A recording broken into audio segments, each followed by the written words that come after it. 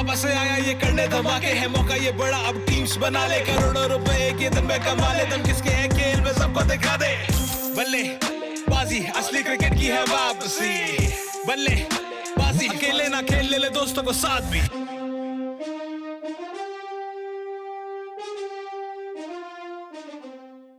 आज आईपीएल में एक ऐसा मैच होने वाला है जिसमें दो टीमें ऐसी भिड़ेंगी जिनमें से एक के पास खोने के लिए कुछ भी नहीं है और दूसरी टीम के पास खोने के लिए सब कुछ है। मैं बात कर रहा हूं कोलकाता नाइट राइडर्स की और चेन्नई सुपर किंग्स की। अब अगर आप पॉइंट्स टेबल की तरफ देखेंगे तो यह जो आपको स्क्रीन पर अभी दिखाई दे रहा है ये बॉटम हाफ है टेबल का, यानी कि टॉप 4 नहीं, ये बल्कि बॉटम 4 टीम्स आपको दिखाई दे रही हैं। चेन्नई सुपर किंग्स इसमें भी सबसे नीचे है, वहीं कोलकाता नाइट राइडर्स अभी 5th पोजीशन पर है। तो आप देखेंगे कोलकाता नाइट राइडर्स के पास में अभी 2 मैचेस बचे हुए हैं, अगर ये दोनों मैचेस अपने जीत जाते हैं तो इनके भी पास 16 अंक हो जाएंगे और ये प्लेऑफ में फिर आसानी से अपनी जगह बना सकते हैं। वहीं चेन्नई सुपर किंग्स है जो अब दोनों मैचेस अपने बचे हुए जीत भी ले, उसके बाद भी प्लेऑफ में इनका पहुंचना एकदम इम्पॉसिबल है। तो ये तो कुछ पॉइंट्स टेबल की बात रही, लेकिन दोनों टीम्स की तरफ अगर आप देखेंगे, दोनों टीम्स के अगर आप पिछले मैच उठा करके देखेंगे तो आरसीबी के खिलाफ चेन्नई सुपर किंग्स को 8 विकेट से जीत मिली थी, वहीं किंग्स 11 पंजाब के खिलाफ कोलकाता नाइट राइडर्स को 8 विकेट से हार मिली थी। यानी कि आज के मैच में कोलकाता नाइट राइडर्स के ऊपर होगा पूरा प्रेशर, क्योंकि चेन्नई सुपर किंग्स एकदम फियरलेस क्रिकेट खेलेगा, वहीं कोलकाता के सामने प्लेऑफ में जाने के लिए अब से दोनों मैचेस ये जीतना एकदम ज़रूरी है। तो दोनों टीम्स की तरफ हम नज़र डाल लेते हैं। पहले हम बात कर लेते हैं चेन्नई सुपर किंग्स की, उसके बाद बात हम करेंगे कोलकाता नाइट राइडर्स की। तो चेन्नई सुपर किंग्स ने अपना पहला मुकाबला शानदार तरीके से जीता, 8 विकेट से उन्हें आरसीबी के खिलाफ जीत मिली थी जो कि टॉप 4 टीम्स में से एक है। और आरसीबी ने उस मैच में जो गेंदबाजी रही थी उनकी तरफ से उसका बखूबी सामना किया था चेन्नई सुपर किंग्स के बल्लेबाजों ने। शुरुआत में फैफ का विकेट जल्दी गिर गया था, उसके बाद अंबती रायडू बल्लेबाजी करने के लिए आए थे। अंबती रायडू ने कुछ आक्रामक शॉट्स खेले थे, लेकिन जो उन्हें स्टार्ट मिला था 35-39 ऑड रन बना करके वो भी फिर आउट हो गए थे, अपना विकेट फेंक गए थे। लेकिन फिर अल्टीमेटली धोनी आए और फिर टीम को एक विनिंग टोटल तक जो था वहाँ तक टीम पहुँच गई और चेन्नई को 8 विकेट से जीत मिली। तो मॉरल बूस्टर के लिए चेन्नई के लिए काफ़ी ज़्यादा था, क्योंकि ये मैच में एक तरह से चेन्नई की आप कह सकते हैं कि एक जो इनकी सम्मान की लड़ाई थी धोनी के लिए ये वो थी। अब अगर इस मैच में भी इनका बैटिंग कॉम्बिनेशन तो यही रहेगा। गेंदबाजी की तरफ आप आ जाते हैं अगर, तो इन्होंने इमरान ताहिर को खिलाया था, दीपक चहर इनकी तरफ हैं, शार्दुल ठाकुर इनके पास हैं, रविंद्र जडेजा हैं गेंदबाजी में आप देखेंगे। तो इस तरीके से इनका बैटिंग लाइनअप है ये वाला पूरा।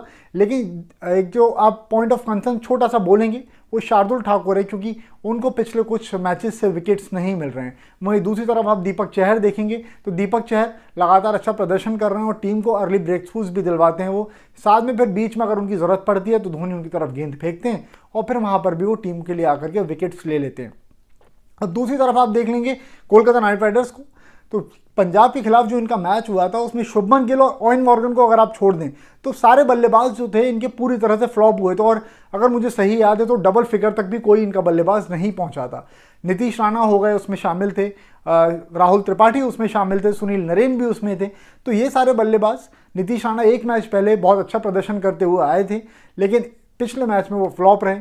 और राहुल त्रिपाठी नंबर 3 पर बल्लेबाजी करने के लिए आए थे, लेकिन उनके बल्ले से भी रन नहीं निकले और वो भी पूरी तरह से फ्लॉप रहे।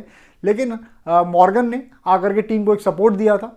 और उसके साथ में दिनेश कार्तिक भी पूरी तरह से फ्लॉप रहे थे इस मैच में भी। आप देखेंगे उनके पिछले कुछ मैचेस उठा करके देखेंगे आप तो सिर्फ एक उनकी पारी दिखाई देगी आपको जो कि आई थी, लेकिन बाकी सारे मैचेस में वो फ्लॉप रहे हैं।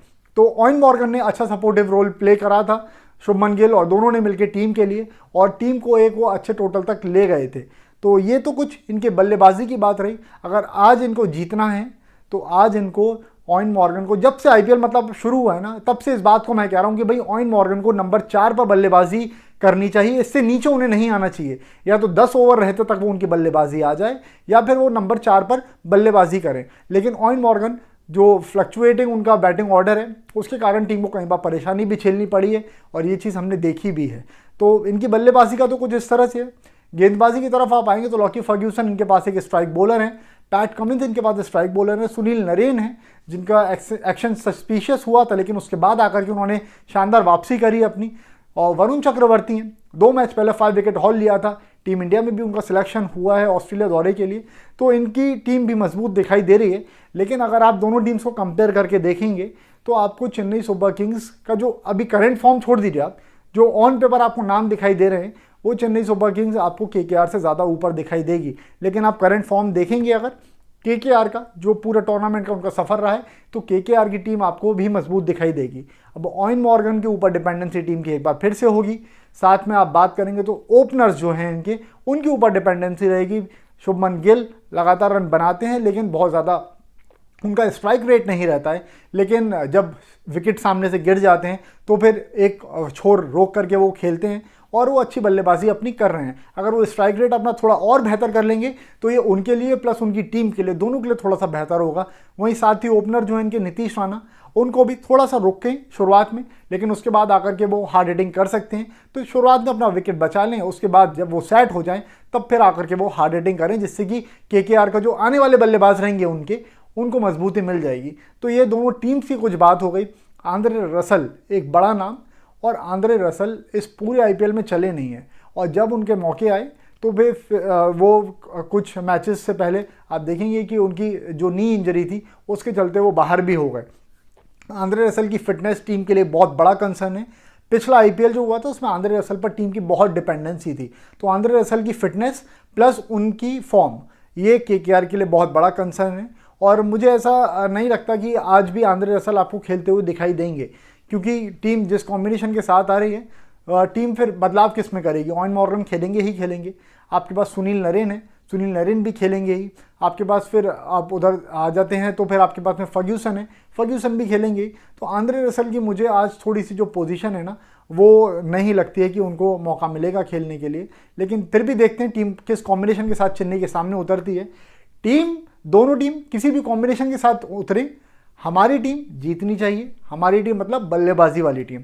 अब भाई कल का अगर आपने प्रीव्यू देखा होगा तो मैंने तो बोला था कि सूर्य कुमार यादव को कैप्टन या वाइस कैप्टन बनाइएगा, साथ में मैंने 3 चॉइसेस और भी दिए थे, लेकिन सूर्य कुमार यादव का मैंने कहा था, मैंने उनको वाइस कैप्टन बनाया था और कल मैं ढेर सारा अमाउंट जीता हूँ। आप भी जाकर के बल्लेबाजी पर अपनी टीम बना लीजिए, क्योंकि टॉस से ठीक पहले आपके पास मौका रहेगा। जैसी टीम फाइनल प्लेइंग 11 आएगी तब आप जल्दी से जाकर के उसमें चेंजेस कर सकते हैं। मेरा इंस्टा हैंडल आपको स्क्रीन पर अभी दिख रहा होगा। अगर कुछ सजेशन आपको चाहिए तो आप मुझसे आकर के सजेशन ले सकते हैं अपनी टीम के रिगार्डिंग, या मुझे कोई सजेशन देना चाहते हैं, आपको लग रहा है कि बहुत स्ट्रॉन्ग फीलिंग आ रही है कि आज ये की प्लेयर आपका चल जाएगा, तो आप उसको आकर के मुझे बता सकते हैं। अगर आज आप की प्लेयर की बात करेंगे, ट्रम्प प्लेयर्स की अगर आप बात करेंगे, तो चेन्नई की तरफ से फैफ डु प्लेसिस को मैं पिक करूंगा, फैफ डु प्लेसिस और अंबती रायडू को। अंबती रायडू के जगह पर आप चाहेंगे तो आप सैम करन को भी पिक कर सकते हैं, क्योंकि सैम करन आपको बॉलिंग से भी विकेट दिलवा देते हैं, लेकिन उनकी बल्लेबाजी थोड़ी सी नीचे आ रही है, इस वजह से रायडू एक बेटर चॉइस दिखाई देते हैं मेरे को। फैफ और रायडू इस तरफ से हो गए। और अगर आप केकेआर की तरफ से देखेंगे तो केकेआर की तरफ से राहुल त्रिपाठी को आज मैं पिक कर रहा हूँ। राहुल त्रिपाठी और ऑयन मॉर्गन, इन दोनों के ऊपर मेरे को विश्वास है आज, क्योंकि राहुल त्रिपाठी का पिछला मैच जो था सीएसके के खिलाफ, उन्होंने शानदार बल्लेबाजी करी थी। हालांकि वो ओपनिंग पर आए थे, लेकिन देखना यही होगा आज वाला मैच किस तरीके से रहता है, दोनों टीम्स के बीच में क्या कुछ रहता है, क्योंकि प्रेशर पूरा का पूरा आज केकेआर के ऊपर होगा, क्योंकि उनको वो 2 मैचेस दिखाई दे रहे हैं जिन्हें जीतकर वो प्लेऑफ में अपनी जगह बना सकते हैं। वहीं सीएसके आज पार्टी स्पॉइलर का काम कर सकती है केकेआर के लिए। तो स्पोर्ट्स को सब्सक्राइब करिए, आप नोटिफिकेशन की बेल बजा करके रखिए, और इस प्रीव्यू को देखने के लिए आपका बहुत बहुत धन्यवाद।